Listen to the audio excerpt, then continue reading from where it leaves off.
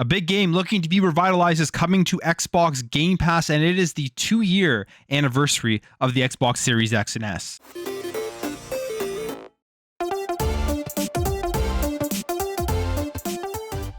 So Battlefield has been a very interesting first-person shooter over the last couple of releases. It's had some tumultuous releases, starting with Battlefield 5. We know the story, the controversy of Battlefield 5, where fans are upset with the direction they went with that game, particularly with women soldiers.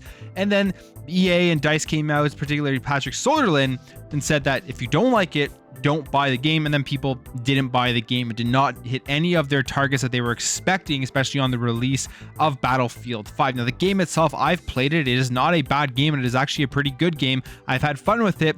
But obviously, if you're not meeting those sales targets, there are going to be a lot of questions on how they can improve and what to do next. Now, the next step in the Battlefield direction was Battlefield 2042. And Battlefield 2042, I had a lot of high hopes for. When they first showed off Battlefield 2042, the cinematics, the gameplay, what they were going for with that huge, large-scale battle with the more advanced guns and weapons and the more advanced vehicles and everything, how you were going to be flying around and just looking like you could do some crazy stuff within the game. I was really excited when they showed it off, and then the beta came out. The beta was just completely broken for me. And then the final release came out, and it was still broken for a lot of people, and it really turned me off from really wanting to try Battlefield 2042 more. I compare that to my experience with Call of Duty Modern Warfare, where I jumped into the beta, had a ton of fun. Yes, there were issues, but overall the game was really good. Then I jumped into the full release, and the game was still really good. The gunplay was tight. The maps were decently fun with some exceptions here and there.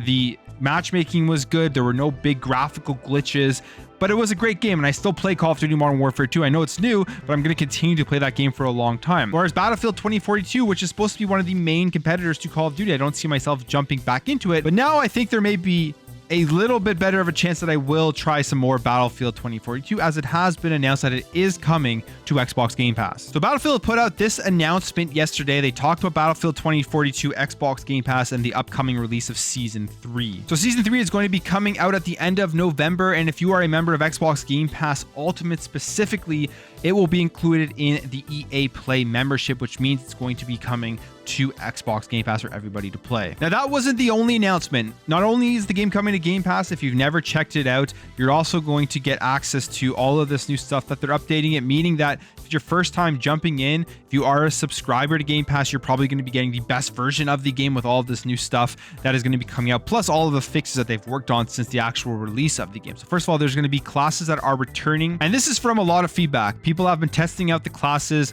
in beta, and now they are bringing them back, and every class will receive unique equipment and gadget choice alongside weapon proficiency. They're adding a couple of new weapons here, like the LMG from Bad Company 2, which is the XM8, and then Battlefield 3's A91, and there's going to be some reworked maps, so overhauls of Manifest and Breakaway, all coming within Season 3. Now, on top of that, if you don't have Xbox Game Pass, you will be able to actually play this game for free for a couple of days on Xbox from December 1st to December 4th. One thing that they aren't doing with this game is giving up on it. They're definitely continuing to work on it. They're continuing to work on the quality of life and performance, and I think they are really going to try to turn this thing to something that is revitalized Battlefield. And if we take a look at the concurrent numbers here, you can see this is the most up to date from at least the time I'm filming this video, where the 24-hour peak is about 4,000 players on the Steam charts, and then 3,168 about an hour ago from the time that I'm filming this. Now, obviously, those aren't the greatest numbers. Those are still very low numbers. The game isn't officially dead or anything, but there isn't as crazy amount of players playing that as you would see on a game that you expect to be competing with Call of Duty, where those numbers are through the roof. But I think it's a smart move launching it into EA Play now, launching it right into Xbox Game Pass. I think people will give this game a chance if they see it in the catalog. They're browsing through. Maybe they've played Call of Duty for so long that they want to take a break. They want to switch over to a different first-person shooter. That's going to be available for them to jump into right through the subscription service. My biggest question is, how much is this going to help? It'll be very interesting to see maybe in like 6 months from now, where we get an update on how many people are playing the game. Maybe we'll see a uptick in the Steam charts, and it will be another example as to just the effect that Xbox Game Pass can have on a game that is slowly going away, slowly dying.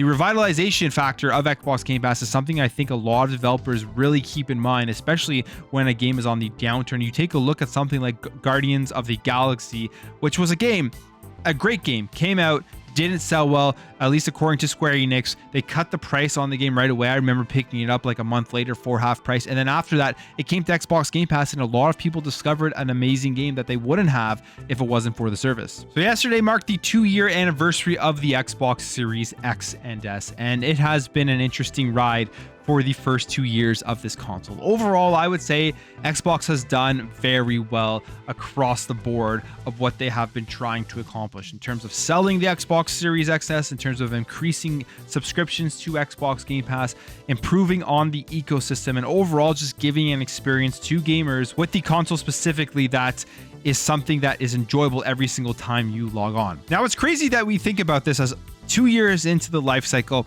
and I think for a lot of people, including myself, because of how hard it's been to try to get this console over the last 2 years, it almost seems like the console is literally just beginning. Like the console has just come out and we still haven't even come close to seeing anything that will make us believe that we are in this next generation of game. There have been incredible games that come out on the PS5, on the Xbox Series S and X, so it has been a good 2 years of gaming. I know a lot of people like to get hung up on the delays and some of the biggest games that they've been waiting for pushed to 2023, 2024. Those games will come out, but if you look past that, you will sit back and realize that there have been a ton of great games, not only on Xbox Game Pass, but across both the PS5 and the Xbox Series S and X. And I'm sure most people's back catalog are extremely full at this point, but we sit back, we take a look at the Series X and S, and some of the favorite things that I have memories of with this console is the fact that I think by far the Xbox Series X, will focus on that one, is probably the best console I've ever used in terms of everything that is available on it, in terms of the quality of life features and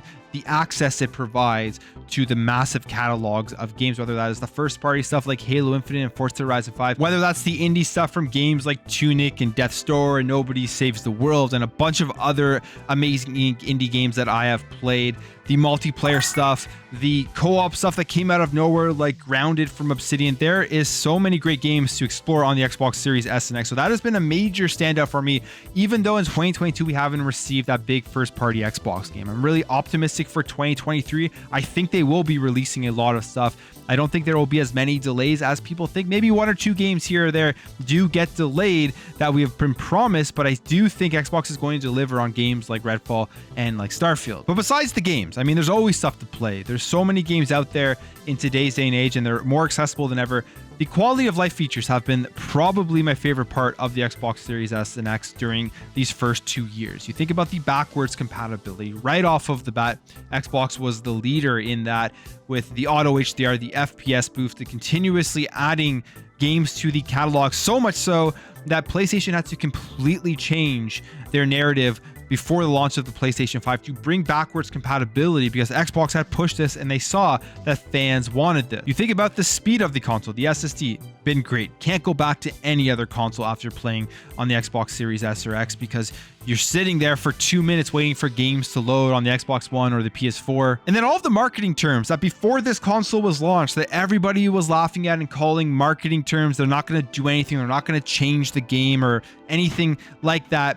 Think about velocity architecture, quick resume, smart delivery. Smart delivery being one of the ones that you can definitely see the biggest difference as to how this isn't a marketing term when you're buying games that are cross-generational. And on Xbox, you have no worries. And if you remember at the beginning of this generation, and even throughout in these 2 years, buying a game on PlayStation, people are still getting confused or accidentally playing the PlayStation 4 version because it is that much harder to make sure that you are downloading and playing the correct version of the game. And then you think about Quick Resume. I mean, Quick Resume is such an incredible feature. Right from the get-go when they announced it, I thought it was going to be good, but I didn't realize that it was going to be as good as I've experienced it. I remember getting my Xbox, plugging it in, and then playing a game, and then unplugging my Xbox, bringing it to a different TV, and being absolutely amazed that my game was literally still in the right spot when I plugged it back in without any power coming to it. Somehow it still kept that save, which is something that we've never experienced from any other console. And right now, this generation, it's not matched. There is no quality of life features on the PlayStation 5 that match the Xbox's quality of life features. And I think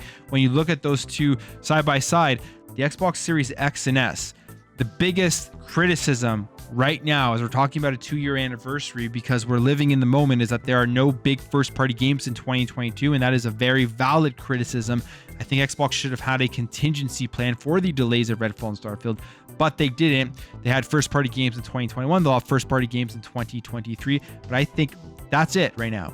That's the biggest criticism of the Xbox Series X and S is 2022, and that narrative, hopefully in 2023, as I believe it will be gone once they start releasing those games, and we're in for just a great generation of gaming. But that's it for me, guys. Are you going to play Battlefield 2042 when it hits Game Pass?